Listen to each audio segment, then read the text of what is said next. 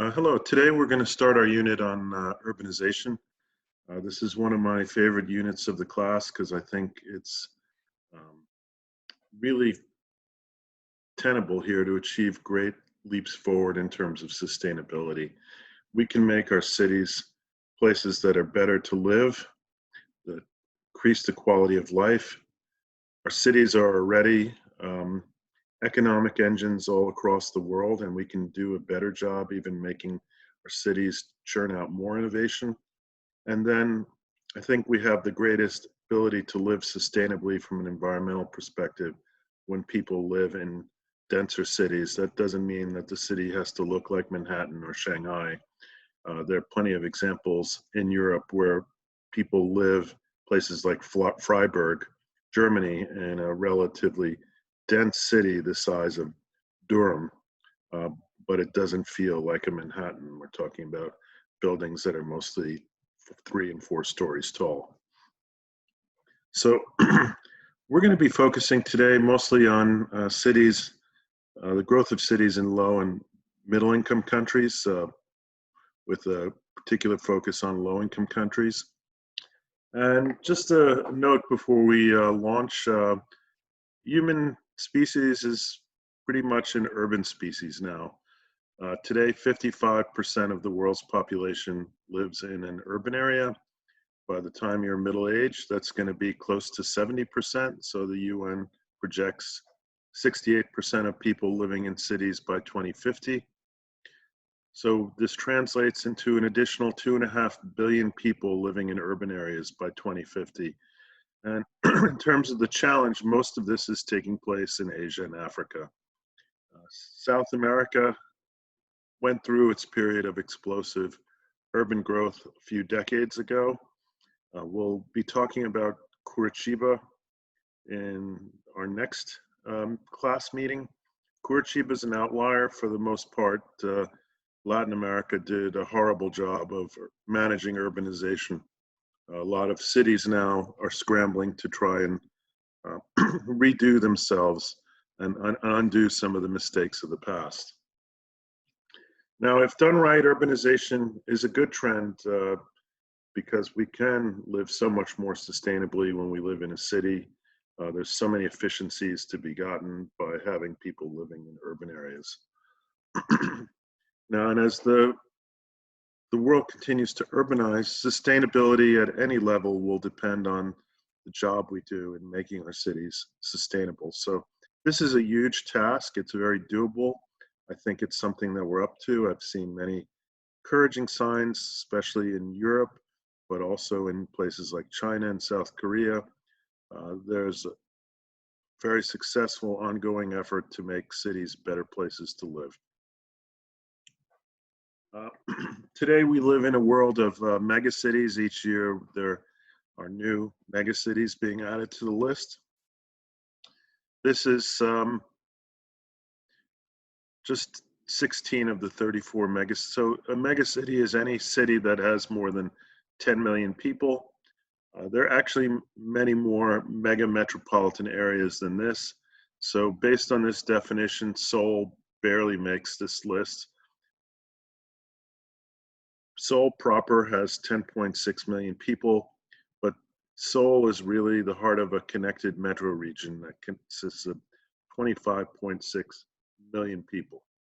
So sometimes political boundaries kind of artificially shade the way we look at city. We should really be looking at urban areas or metro areas because, like the example I gave of Seoul, Seoul really doesn't end at the political boundary. It's a giant metropolitan area. So each year we're adding more and more cities to this list. And you can expect that a lot of the growth in this list is going to mostly come in the future from Asia and Africa. This is a list of the fastest growing cities of the past 5 years. You can see 3 of them are in India, 3 of them are in China. These aren't even some of the usual suspects that you'd be thinking about, maybe Shanghai, Beijing. In part in China, that's due to policy. China is now trying to divert population to what they call tier 2 and tier 3 cities. It's trying to limit further growth into their tier 1 cities. Kantao is interesting. We're going to be talking about Vietnam we have talked about Vietnam in our lecture on labor-intensive agriculture. Kantao is the largest city in southern Vietnam, in the Mekong Delta region. What the growth of Kantao suggests is that many agriculturalists are leaving their villages and seeking an urban life, and Kantao is the biggest city within range, so it makes sense that Kantao has a very high growth rate. So we look at the future, now in the future, most of the growth, the really explosive growth is taking place in Africa. Here are some growth rates, and note again, this doesn't even include some of the big mega cities like Lagos. Instead, these are formerly, for the most part, modest-sized cities that are now exploding in size.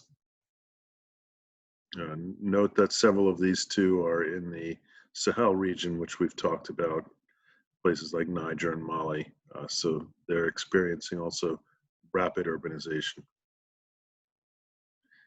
Okay, why are cities growing so much? And I want to distinguish between two different types of factors, push and pull. Pull are the positive factors, or at least hypothetically positive. Some of the pull forces are based more on mythology, but at least people are moving willingly with great anticipation of a better life. Push forces are when people not given much of a choice, when they're literally pushed out of rural areas. And we'll look at both of these forces, how they operate. So pull factors, so all over the world, not just in low-income countries, but people are moving to cities. It's happening even here in North Carolina. Many of you who might be from small towns, rural areas, have no intention of going back. And when I ask who normally does think about going back, it's normally students from small towns that are not far from major employment centers, like a Pittsburgh or a Shelby, that you're within striking distance of an important job market. But most of you who live further away from either the RTP area or Charlotte and are from small towns are not thinking about going back. And this is not unusual. This is happening all over the world, especially college graduates are seeking out greater opportunities. But in a lot of the world, it's not just college graduates, it's basically anybody, and often people with very low levels of skills. And we'll see that when you come into a city with low levels of skills, in many parts of the world, that's kind of sentencing you to become a slum resident. Now, other reasons why this fits in with economics, cities have become our greatest economic engines of growth. So if you want part of the action, you have to move to a city. In many places in the world, there are not a lot of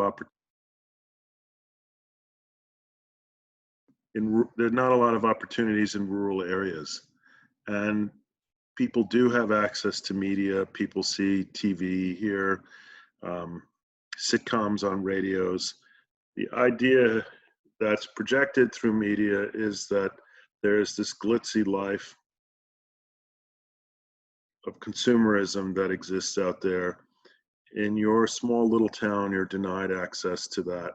But if you were to go to a city, you could be that person who has this super wealthy lifestyle. And power of consumer culture shouldn't be underestimated.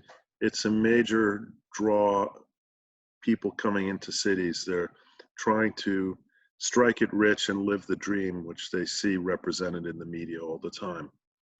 Popular culture nurtures this, from TV shows to movies, the idea of rags to riches. There are many sitcoms all over the world about the guy who moved into the city, the scrappy fellow who now has a bus company and is very wealthy, and this inspires others.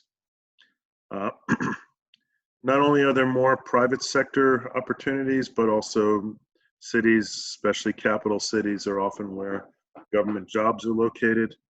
In low-income countries, bureaucracy is usually very bloated. So there's a significant number of jobs in these sectors, and that's a major draw for people, the idea of getting a government job. And in many low-income countries, part of the problem also lies with investments.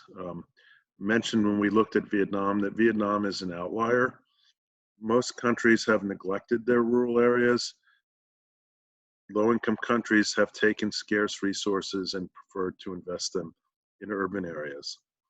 There's several reasons behind that. Again, the idea first is that urban areas, you combine that with industry, are engines of economic growth for low and middle income countries. Second, if you're a government, you're a lot more scared of angry people in cities than in rural areas. So there are many factors which have led governments to take scarce resources and mostly just plow them back into cities. I want to also mention that in terms of pull factors, a lot of people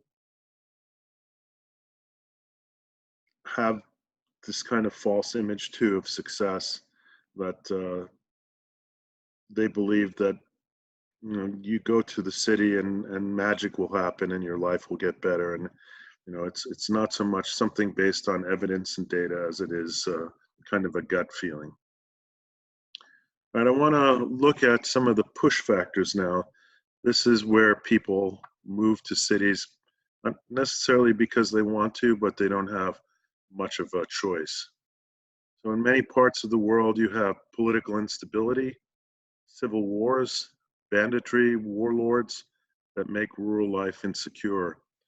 Um, in places where you have conflict, often rural dwellers find that they're caught between a rock and a hard place.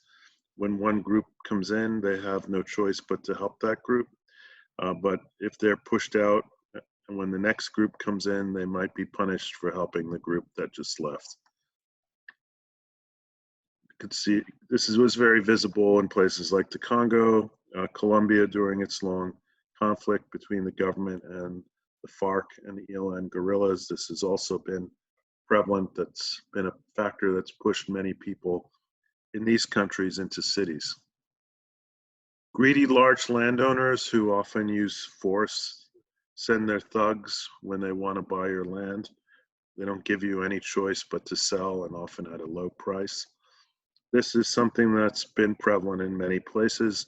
It's been especially prevalent in Brazil, and within Brazil, this has been well documented within the Amazon, or the cattle rancher. You're a small farmer, you're in the way of a growing cattle ranch or soybean plantation, and you are basically ejected from your land, even though it's not done through legal means.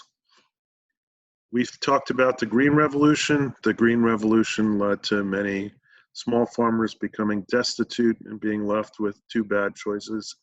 One is to become a landless rural worker, and that in a low-income country, you're going to be living basically at starvation level, and it's going to be hard to feed your family. The other choice is to move to a city, and the outcome there is not much better either. You're going to struggle to feed your family, and you're going to probably be stuck living in a slum, making your own house out of scrap material and fighting day to day to survive and get the food you need for yourself and your family. Overpopulation and shrinking land sizes makes it hard for family to grow enough food.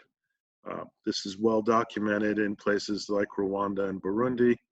And overpopulation, pressure on the land, farm sizes becoming too small was a major spark in the Rwandan genocide.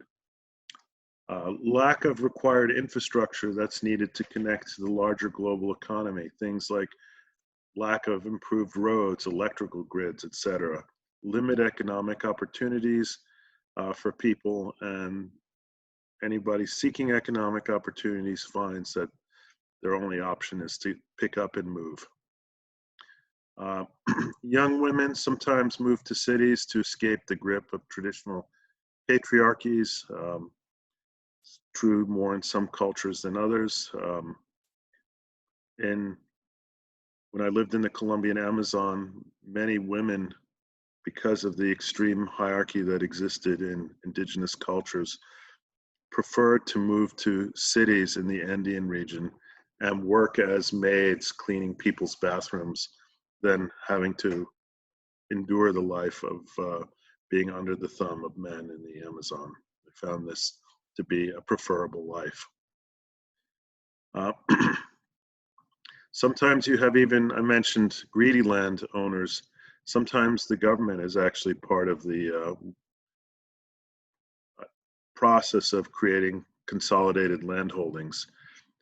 During the 90s, when the IMF and World Bank really pushed countries to produce more export crops, often government was part of land seizures in order to create large farms that were growing export crops, or also to build large-scale irrigation dams in order to increase crop production.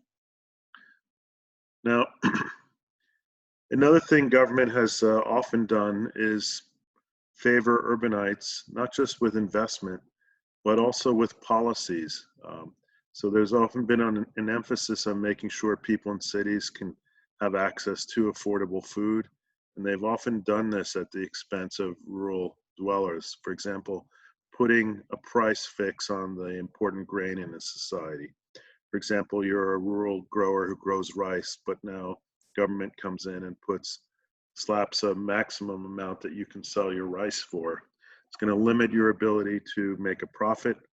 And basically, government has intentionally altered the market to favor urbanites over rural populations. I also want to point out that for many families, it's not a rural or urban strategy, it's both. This has particularly been true in East and West Africa. I'm sorry, also South Africa. So all over Africa, you see this strategy in place where men will move to cities, women will stay and work the fields with children. Men will send remittances home from their wages, and that's what, besides growing food, that's what the wife and children will live off of, are the bits of money that are being sent home by their husbands and fathers. Okay.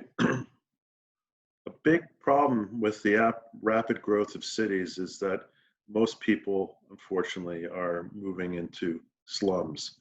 So in Latin America, the slums are pretty infamous, but they are nothing compared to what is developing now in South Asia and in Africa. In Africa, as you can see, the majority of urbanites live in slums. And this is very problematic for many reasons, and we'll explore why that's problematic. And as I mentioned, cities can become more sustainable, but it's hard. It's going to be hard for cities to create a more sustainable world if large numbers of people are housed in slums. So, big question: if people are winding up in slums, why are they coming? Part of it can be the push factors are so overwhelming that they have no choice, but also sometimes people buy into the get rich myths, and these are nurtured not only by the media, but typical story in Africa is somebody leaves his village, goes to a city, ends up leading a very hard life, working in a slum, hustling to make a living, like selling cigarette lighters at traffic stations. That person might go home once a year, will not tell the truth about how hard his life is because he doesn't want to look like a loser. He might spend everything he's got on fancy clothes. He'll talk about how great life is. even though it's not true, and maybe deep down inside that person wishes to a degree they had never left, but they feel like they have no choice but to play it up. And what that does is young people hear these stories, and it just encourages the next generation, next cohort to move to the city. Some people might know that their chances of succeeding are relatively low, but that doesn't stop them, just like it doesn't stop people from buying lottery tickets. You know, the idea is they've heard these stories about people finding fabulous success in the cities, and even though they know that the odds are stacked against them, the idea is that somebody has to win and that they could be a winner, just like same rationalization people use when they buy lottery tickets.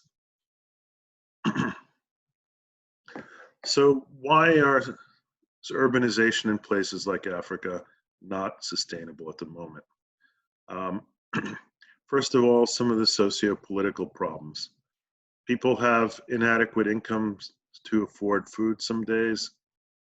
You have gross economic inequities in most of these cities. You have a small group of rich that live very well. Government provides them with important infrastructure, water, sewer, solid waste disposal, good police protection. Um, Whereas most of the city, any of these services can be non-existent.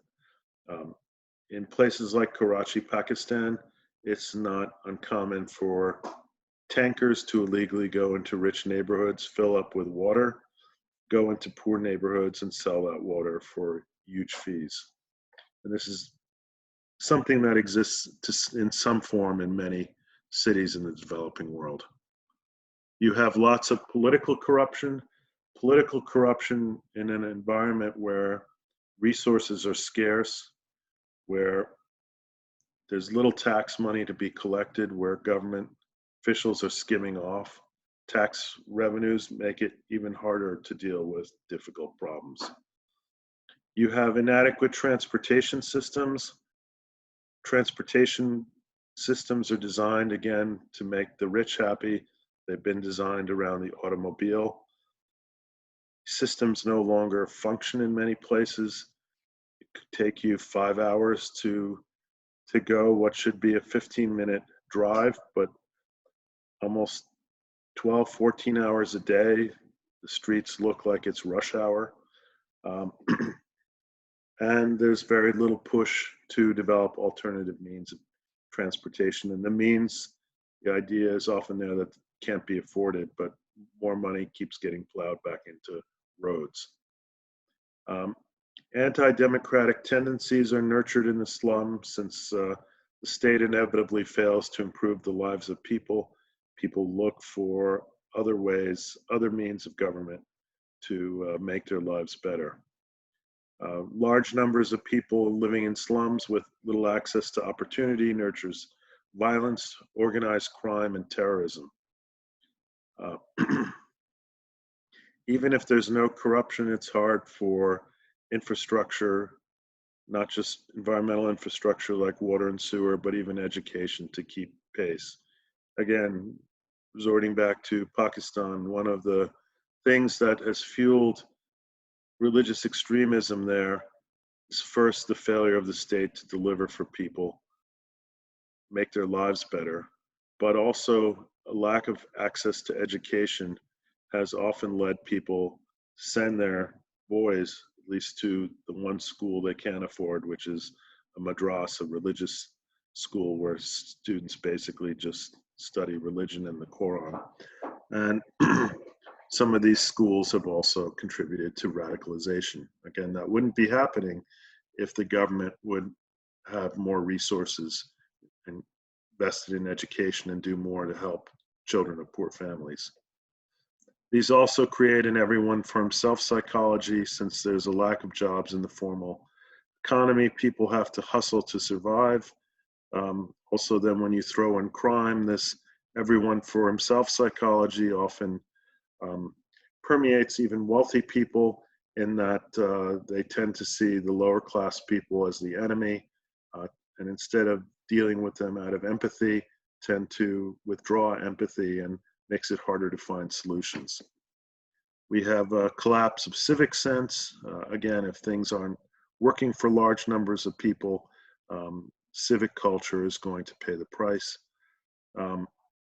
Style of behavior shaped by overcrowding also can lead to undesirable types of behavior. And then what you see often is that because you have violence and crime connected with the slums, you have police and violent crackdowns. We have a long history of investigative research in places like Colombia, Brazil, Guatemala. And what has often been documented is that police, for example, in Guatemala and Brazil, have often loaded up vans with young people that have been arrested, and instead of taking them to jail, we'll take them out of town and shoot them and throw them in a ditch. In Colombia, back in the 80s and 90s, poor people would live in the sewer system, and wealthy individuals would pay people to napalm the sewers. And often the police would turn a blind eye to this. So environmental problems. Lack of clean drinking water means that people must buy expensive bottled water or little bags of water, spend a decent chunk, a quarter, a third of their income on water, or you take your chance on polluted water that's coming out of ditches and polluted river that might run through your city. Wastewater is often non-existent. Treatment of wastewater, people even often in cities don't even have access to a basic latrine, a kind of improved outhouse. So in many cities in the low-income world, people are defecating in the streets. So it's very common for people in low-income cities live in slums to at least sometimes defecate in the streets. Energy, people often don't have access to the grid, which creates problems. How do you get the fuel for cooking and heating? Often people are burning whatever they can. So this again creates problems. There's also in many places people illegally connect to the electric grid, causing the grid to be unstable, but also many people die of electrocution. There's an economic dependency that develops around solid waste. People often make a living by gathering the scraps of the rich and taking them to be recycled, scavenging what they can in landfills. So this is a very unfortunate relationship that develops between the poor and the throwaway of the wealthy. Slums are also disease magnets caused by the filth, the overcrowding, and immune-compromised people. If you can't eat well, if you're often undernourished, you're living in this environment where there's a lot of, where the water is not clean, where there's a lot of airborne feces in the dust, that's going to have a huge impact on your health. And today in a globalized world, as we've seen with COVID, a new disease or a resorting in a genetically altered form of an existing disease could quickly get out beyond the slum into the city at large and then spread all around the world. Air pollution, as I mentioned, due to human waste drying and turning into dust, combustion of wood scraps and other kinds of garbage for cooking and heating also contribute to health problems. And as I mentioned, there's not a lot of money for infrastructure, and the meager resources that do exist often go to make the lives of the wealthy better. So they get access to piped water and sewer. Transportation infrastructure is usually built for them in that it focuses around roads so that the wealthy can get around in cars. One of the great ironies I've detected in South America recently is the wealthy all of a sudden have begun to support major efforts in public transit like bus rapid transit, not because they intend to use it, but they hope that all the vans and small buses that serve the poor, They hope to get those off the street and consolidate people into more efficient transportation systems. So that's a growing irony that at least in South America, there seems to be growing numbers of the rich who favor investments in things like bus rapid transit. Now, in many low-income cities, traffic is now so bad that the roads often do look like parking lots, which is why the rich are beginning to look for alternatives. Now, especially in low-income cities, but all over, we need to change urban design. We need to think about how to design cities to favor people and not cars. But unfortunately, that's not the reality right now. Now, there are very few examples of good practices for urbanization in low and middle income countries, but fortunately we do have a few models. I'd like you to watch this video on Curitiba called the Dream City. And I'm also, many of you have traveled, you know there are good examples of urban management, especially in Western and Central Europe, Canada, South Korea, China, and Japan have done a better job in managing urbanization than the United States. We're going to spend most of our time in this unit on the United States, which is mostly done, especially in the post-World War II era, a very poor job of managing urban development. And we'll be spending most of the rest of the semester discussing that. So thank you very much for listening to this lecture, and I look forward to our unit on urbanization.